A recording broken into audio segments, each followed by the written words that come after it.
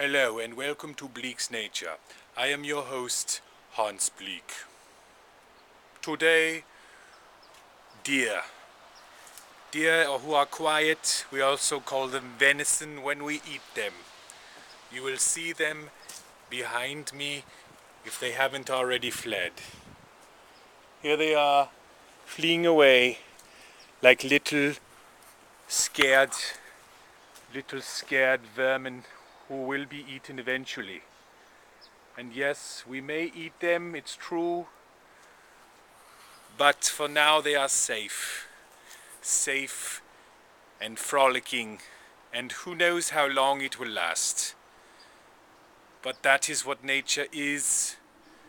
The weakest are meat and eaten, and the rest may starve to death because they cannot find the weak. This is Hans Bleak for Bleak's Nature.